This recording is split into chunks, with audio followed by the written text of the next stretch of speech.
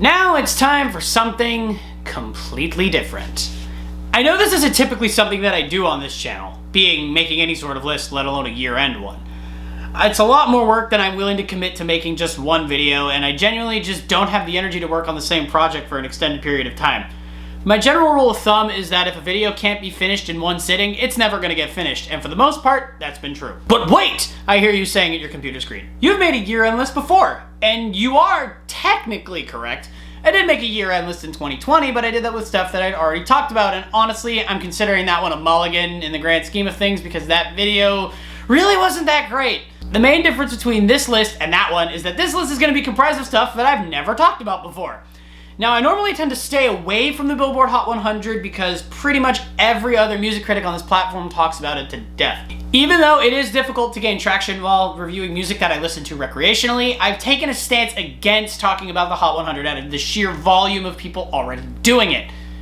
Well, I guess it was gonna have to happen sometime though. I'm finally throwing my hat into the ring with a year-end list of Billboard's final chart of the year. The year-end Hot 100 is now out, has been out for a while, and I felt the need to give it a listen and report what I thought were the 10 best and worst songs that managed to make the list.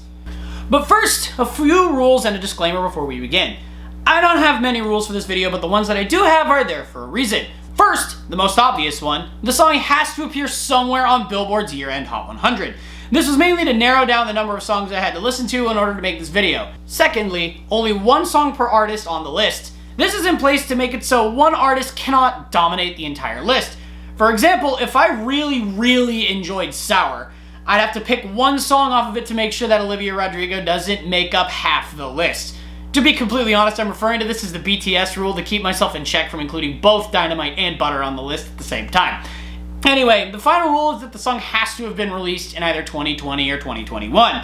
I call this the Christmas rule because its sole purpose for existing is to make sure I'm not tempted to include any Christmas music on either list, so sorry Mariah Carey. That means that these songs on screen are ineligible from appearing on either the best or worst lists. Now for the disclaimer. This list is entirely subjective and will reflect the opinions of some random dumbass and only some random dumbass, i.e. me. I speak for no one in this video other than myself. These are all my opinions, and in no way should my opinions be construed as fact. If you dislike any of the songs on this list, that's an opinion that you can have, and I encourage you to tell me why that is in the comment section below so we can get a conversation going. I really shouldn't have to say all that, but we're living in a time where the stuff that shouldn't have to be said has to be said. Don't blame me, blame the internet. Now that all the admin stuff is accounted for, let's actually get into this thing. Starting off with the good, here is my list for the top 10 best songs of 2021. Probably won't. I got nothing left to lose or use, or do my bad habits lead to white eyes staring into space, and I know I lose control of the things that... Just starting the list and we already have a painful entry. Not because the song is bad, but because I like these guys enough to the point where I wish I could just put them higher. But after careful consideration, there was no other place that I could really justify putting them. At least they made it, I guess. Dancing on the edge, about to take it too far. Messing with my head, how I'm messing you up. Alright, so I am normally incredibly biased when it comes to the Jonas Brothers. Having grown up with their music, I tend to be a little more optimistic going into their newer stuff than most other people. While I will admit that their newer stuff isn't as iconic to their history as their older stuff before the breakup, that doesn't make it bad by any stretch. Sucker was a great way to announce themselves as being back on the scene, and their follow-up singles Only Human and What a Man Gotta Do may not have hit the bar Sucker set, but I found them to be okay additions to their catalog. Now, we fast forward to one of their latest singles, and number 10 on this list, Leave Before You Love Me, a collaborative effort with producer Marshmello. Okay, I'm not gonna lie, when I first heard that Marshmello was gonna be a part of this song, I got a little skeptical of its overall quality. I don't know very much of his catalog, but what I do know, I really didn't enjoy. It was mediocre at best and just flat awful at worst. Surprisingly, he didn't do his typical Marshmello thing where he ruins the song by overproducing the instrumental. He manages to keep it mellow, so to speak, and lets the Jonas Brothers take the bulk of the work. While I will admit this song is not another Sucker by any stretch of the imagination, I still think it's good. It's hard to compare the two, mainly because they're going for two completely different subjects, which I guess you could call them that. Sucker is going for the much happier motif of being incredibly wrapped up with one specific person, while Leave Before You Love Me is about pretty much the exact opposite. using someone for sex and getting the fuck out before they have time to fall in love. Admittedly, it's a little bit scummy and definitely a little weird to think about how the Jonas Brothers, of all people, are singing about something like that. Even more so when you've been listening to them since childhood. Like me. The only real complaint that I have about this song is that I don't think it's long enough. It's only around 2 minutes and 30 seconds long, which is normal when you consider the pop music landscape right now, but as someone who doesn't normally listen to a lot of pop music, I'm used to songs being at least 4, sometimes 5 or 6 minutes long. It really could have used another verse or a longer instrumental break to pad out the length just a little bit more. A longer instrumental break also would mean that Marshmello gets a little bit more of the spotlight that I would say he earned with not doing his typical thing where he fucks everything up. Seriously, I will never forgive him for what he did to Kane Brown. Overall, Leave Before You Love Me is a little weird to be associated with the Jonas Brothers, but it still makes a fine addition to their already great catalog. Like I said, I am biased, deal with it. Now I should probably move on before I get too caught up in it.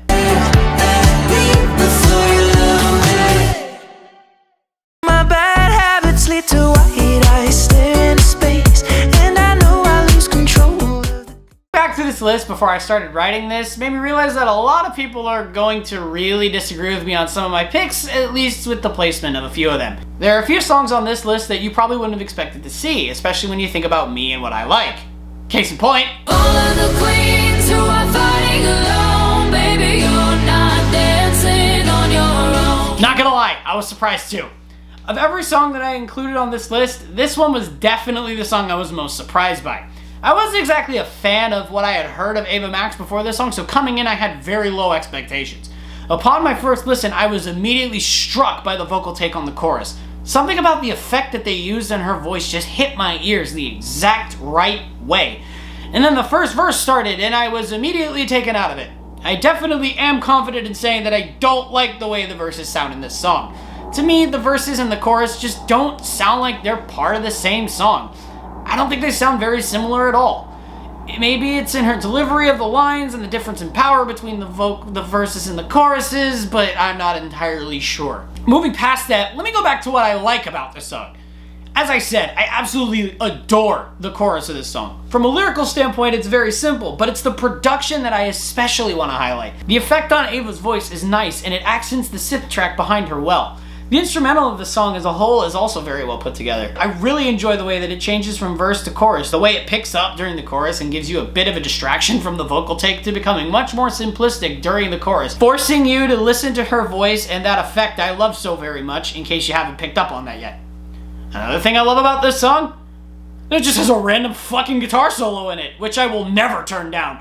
Doesn't matter what genre the song is, metal, rock, country, pop, doesn't fucking matter. If it has a guitar solo in it, it gets extra points from me. Just hearing a pop song have a guitar solo in it is just so surreal to me that I had to bring it up. It's not even terrible. Honestly, normally when you hear guitar solos in pop songs, you think, it's terrible. But no, I actually enjoyed it, which is surprising considering I'm so used to listening to Dream Theater and actual guitar instrumental music that I can enjoy something so simple. It's mind-boggling. I'm really beating how much I love the chorus of this song into the ground, I know, but if I want to highlight my absolute favorite part of this song, I kinda have to touch on it again. After the random fucking guitar solo and closer to the end of the bridge, she hits this note. A note that then transitions into the final chorus. I absolutely love this transition. It's just another one of those moments that I can't really explain unless I'm just saying that it just hits my ears right. Does it seem like I'm grasping at straws when I explain myself on this choice? Probably, but I don't fucking care. It's my list. Anyways, a very pleasant surprise somehow managed to creep its way onto my year-end best list. Who would have thought? Not me, that's for sure. But now that I know it's here, I for one will be more than happy to pop some champagne and raise a toast to this great discovery. At least I would if I fucking had any.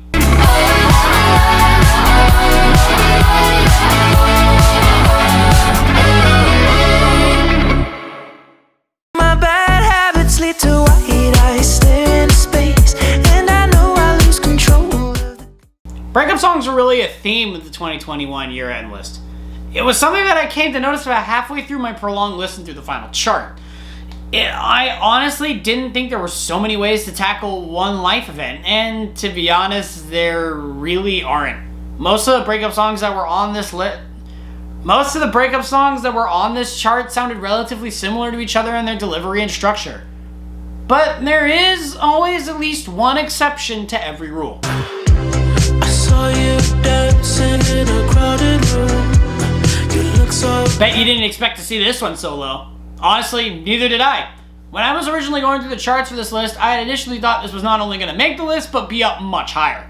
I mean, it finished number 2 on the whole chart for a reason, right? Right. While it is a fantastic song, I just couldn't really justify putting it any higher than number 8. I genuinely found 7 songs that I enjoyed listening to more.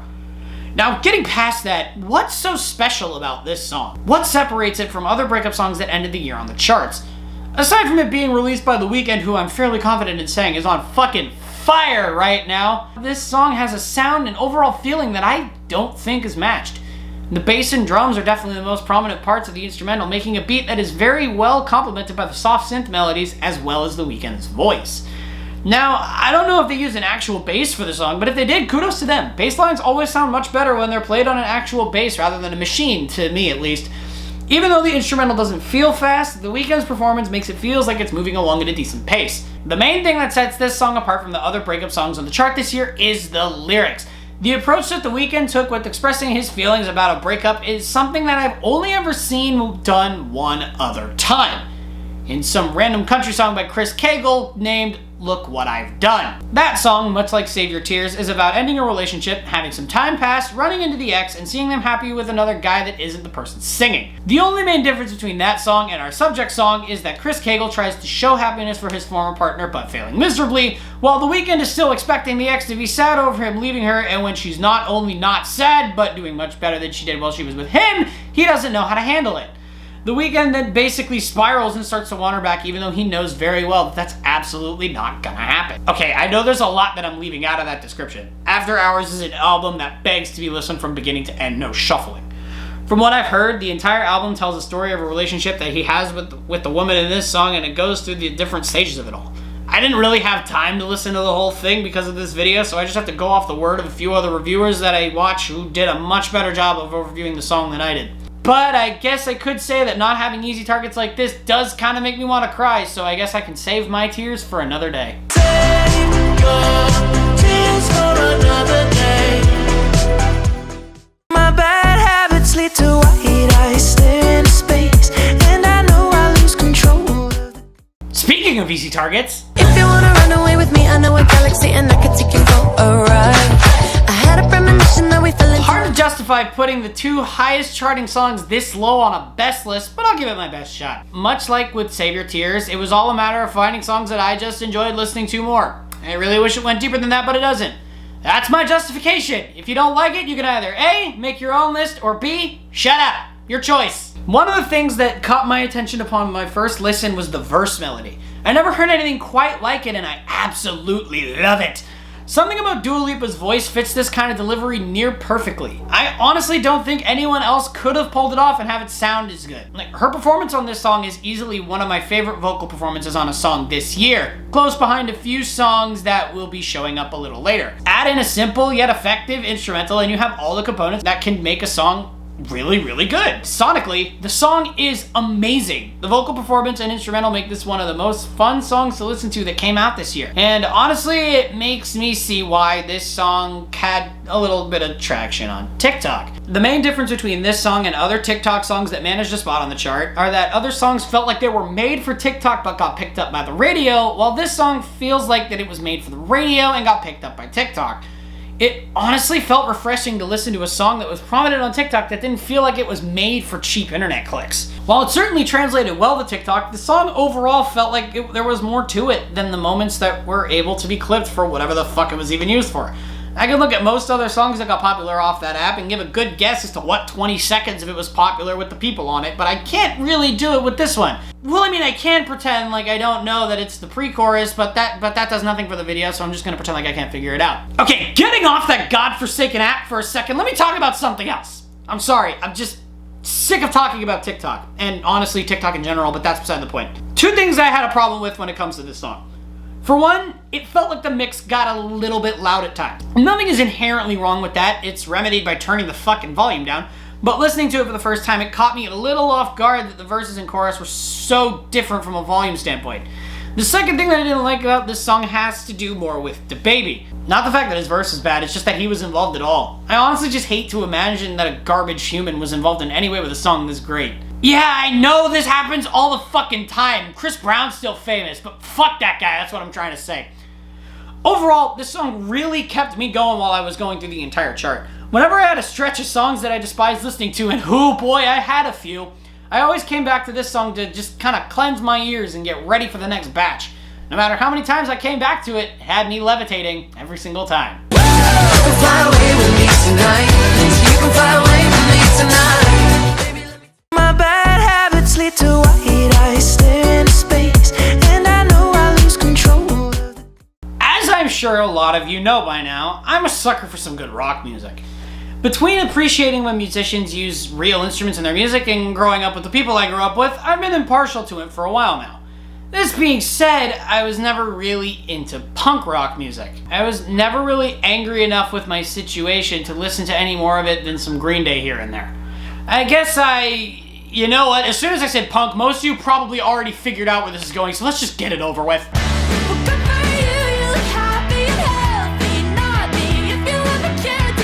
I'm not gonna lie to you guys when I say that I tried putting off listening to this album for as long as I possibly could. I had heard from everyone and their mother how amazing this album was, and it was getting on my nerves to the point where I made a solemn vow to put it off for as long as possible. I somehow managed to avoid the stranglehold that Driver's License had on the radio as well, so coming into this song, everything that Olivia Rodrigo had released up to that point was entirely new to me. Needless to say, I kinda understand the hype now. When I was told there was a pop-punk revival being spearheaded by some teenage girl who was younger than me, my initial reaction was to laugh. And I did, quite a lot. I really didn't think that the world would have wanted an Avril Lavigne 2.0, but crazier things have happened. Yeah, that's not what it was. What it actually was the truth. Needless to say, I absolutely love the punk sound of this song, especially the venom that's infused with the lyrics. Olivia doesn't make it difficult to hear the escalating disbelief and anguish that's in her voice during the song, all culminating with the final scream where she just straight up calls her ex a sociopath. Even as someone who is not currently and never has been in a relationship, that part is incredibly fun and kind of cathartic to scream at the windshield while you're driving. The only thing that I can really say in criticism of her delivery of the lyrics is that I thought I could have used a couple of actual screams. Not quite screams in the vein of the sociopath scream, I mean actual screams that would tiptoe the song closer to being metal than pop. I know that metal screams are both incredibly difficult to pull off and would also make the song a lot less appealing to mainstream audiences, so I'm not really placing a lot of emphasis on it being an issue. It's just something that I personally would have liked to see a little more of. I honestly might just be listening to too much metal, I'm not entirely sure. Another thing that I want to point out about this song, and by proxy the rest of her music that I absolutely love, is the simplicity in her lyrics. It doesn't rely on flowery language that takes you on a drive and hides the meaning. It tells you exactly what it's about and doesn't pad it out with any bullshit. She got broken up with, her ex got with someone new really quickly, and she's pissed. That's it. That's all it is. What can I say? Sometimes I love not having to think too deeply about a song's meaning. One thing that I will say about this no fluff approach is that it leads to songs that are much shorter than others that do tend to dance around the message a bit. That's my main problem with the song. It's just too short for my liking. I know it's just the way of the radio these days, but as a rock song, a little more than 2 minutes doesn't cut it when most of the genre is cutting it at around 4 or 5 minutes. The only thing that I could really think to end this on is that this song makes me only a little bit more bitter that I couldn't get a ticket to her show in the city next year, even though I did try. Damn it. For you, I guess you moved on really easily.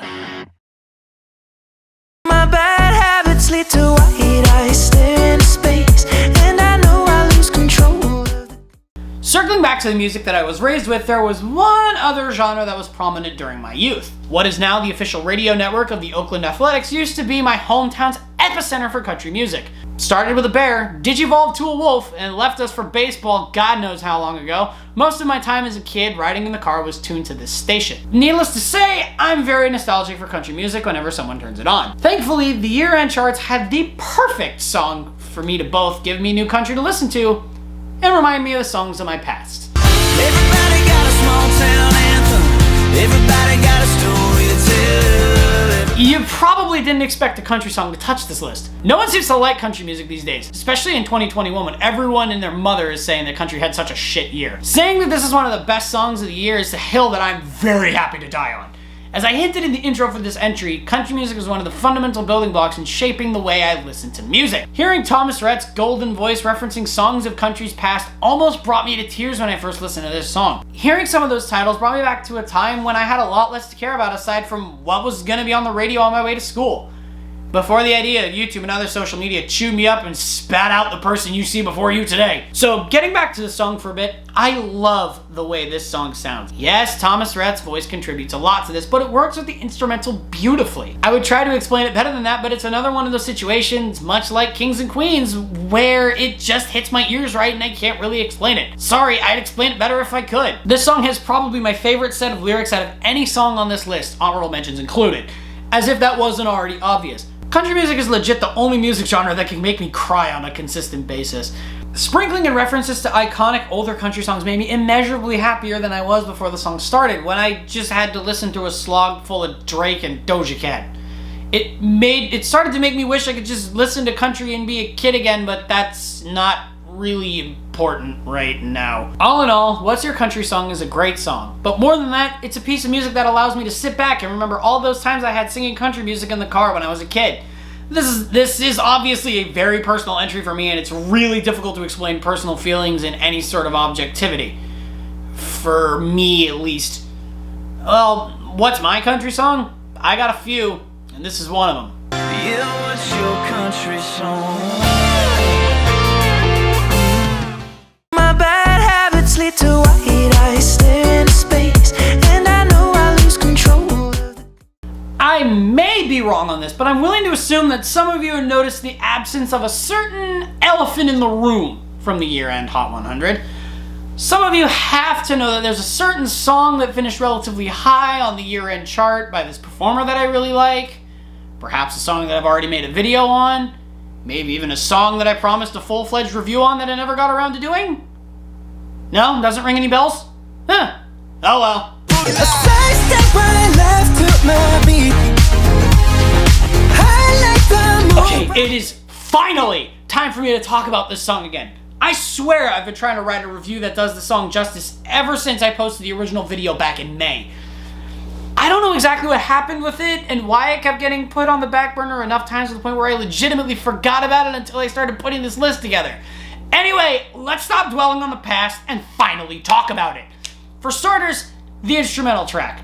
I think I've made it abundantly clear to this point that I love when the part of an instrumental meant for the verses of the song is relatively simple, so it forces you to focus on the performance at hand. If I didn't, well, there you go. I love when songs do that, and that's something this song does quite well. It then picks up quite a bit for the chorus to accompany the group's choreography before it culminates into a synth solo after the second chorus that I cannot get enough of. It never fails to get me moving at least a little bit in the most rhythmless display of whatever the fuck you'll probably ever see. Really applies to the whole song. It's just a fun instrumental with tons of energy that never fails to get me moving. On top of the instrumental, I'm very comfortable in saying this song has one of my favorite vocal performances on any song this year. While Butter may not be BTS's strongest song lyrically, they more than make up for it in their performance of the song.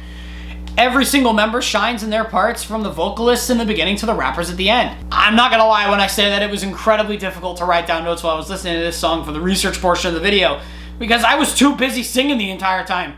I think with that, it's pretty safe to say that I love this song from top to bottom. Given how I've talked about it, it really does seem like it should be higher, doesn't it? I honestly tried to put my personal biases aside to make sure that not only did I not put the song at number 1, but I made it at least a little easier for other songs to be in front of it on the final list, if that makes any sense. I know a lot of people don't like K-pop and don't want to associate themselves with it, but I, for one, welcome our new Korean overlords. Bow down, bitches! The takeover is upon us! We gon' make the rock in his head. We gon' make it bounce in his head. Hotter, sweeter, cooler, butter. Get it, let it roll. My bad habits lead to white eyes stare into space, and I know I lose control of the... I just realized I've been much more attentive to pop music this year than I have been in previous ones. I'm not entirely sure why that is, but I've been much more open-minded when it comes to listening to today's music instead of just sticking to my Spotify 24/7. Obviously, that means I was exposed to a lot more than usual, and while not all of it was Grammy-worthy, it made me realize that not all pop music that's played on the radio is bad. But what exactly does any of that have to do with this list? All I really want to say is that a not very small part of me hates myself for putting the one per artist rule into play. I called it bad just today. You hit me with a call to your place. Ain't been out in a while. Picking between this and Industry Baby was not easy. Pretty fucking difficult, actually. While both songs are absolutely sensational, it all boiled down to having more time with Montero to really sit and understand the story behind it all. I'm not entirely sure if Industry Baby has a story behind it, but knowing Lil Nas X, it probably does. But I am entirely sure that Montero does, and it's one that I want to talk about. Now, obviously, I'm not the author of this story, so I'm very likely going to get some stuff wrong. If you want the artist's interpretation of this song, go watch the Genius interview that Lil Nas X did with Genius.com about this song. It's very illuminating and ultimately what pushed the song over Industry Baby. The fact that such a short song can have a story such as this one has always been interesting to me, even if I don't exactly enjoy having to decipher what those stories are and what they mean. This is why having that Genius interview really helped me enjoy the song so much. It told me exactly what was going on, and therefore allowed me to enjoy the song without having to think too much. From what I remember, which isn't a lot to be totally honest, the song is about having a gay fling, and then having it descend into one of the parties in said fling, start not wanting it to be just a fling, getting more and more desperate with it, culminating into the final lyrics that represent the final plea to the other half of said fling. I'm leaving out so many fucking details. I'm begging you to go watch that Genius interview. He does it so much more justice than I just did. The lyrics are obviously the star in this song, so it would make sense for the instrumental to be a little bit more minimalist than usual to shift focus onto them. The music side of the song gets the job done decently enough, while I will say that it's nothing too special. Sure, I like the use of an acoustic guitar as the main instrument, but that's pretty much all it is. The rest of it is pretty much either short bass bursts or clapping. It definitely felt like it was lacking at least a little bit. Even though it may seem like it does, having minimal instrumental doesn't take away from the song's quality at all. Like I said, the lyrics and story are the stars of this song, so having less instrumental does shift the focus onto the best parts of the song. You know, we're almost close to the end of the entry, and I just realized that I haven't said anything yet about Lil Nas X himself. Realistically though, what can I say about him that other people haven't already said? I'll just echo those people by saying that he's pretty goddamn great. Since Old Town Road, which feels like it's been ages since that happened, this man has continued putting out absolute gold. From Panini to Industry Baby, this man has not missed yet. I'm taking a firm stance that if The Weeknd is the #1 artist of the year, Lil Nas X is a very close #2. And I know I'm not the only one who can't wait for whatever he may put out next. Just please don't miss when you re-enter the cowboy era, okay? Then we might have a problem. Oh, who am I kidding? He's Lil Nas X, he's gonna be just fine.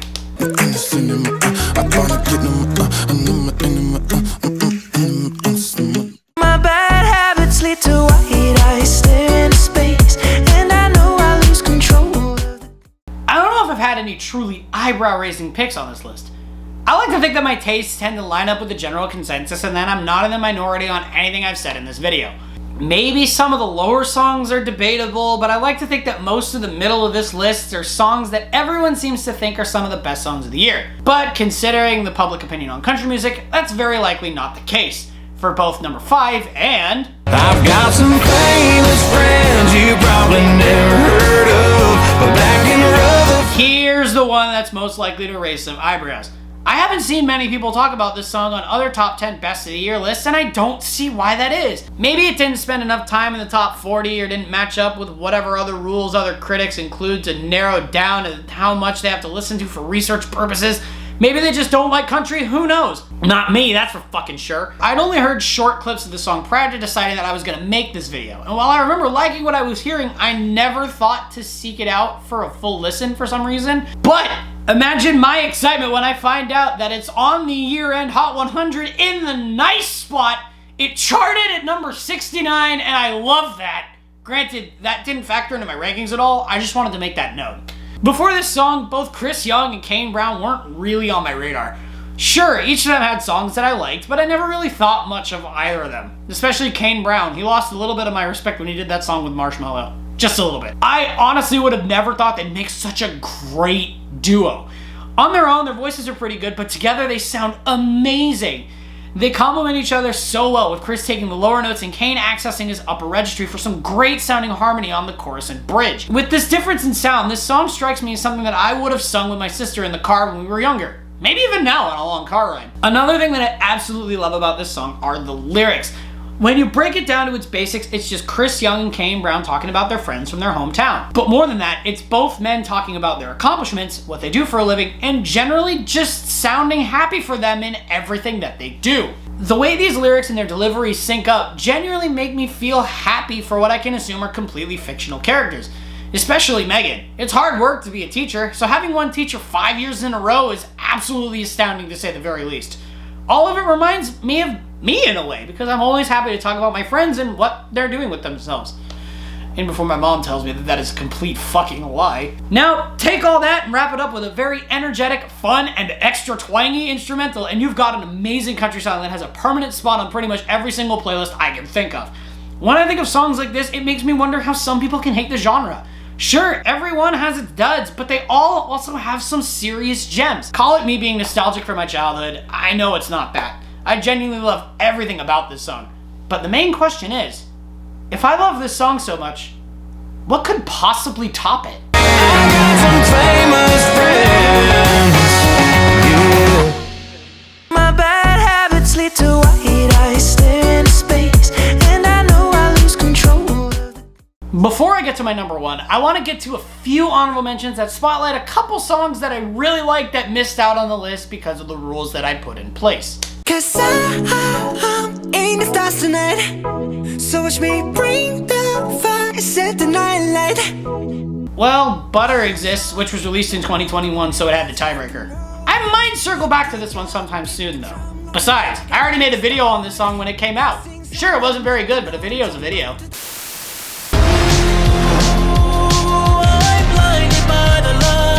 Stay tuned for the inevitable best and worst of 2020. It'll be there. Trust me. Some things just go better together, and probably always will. A beautiful song from top to bottom that's only being kept off the list because it was unfortunately released in 2019.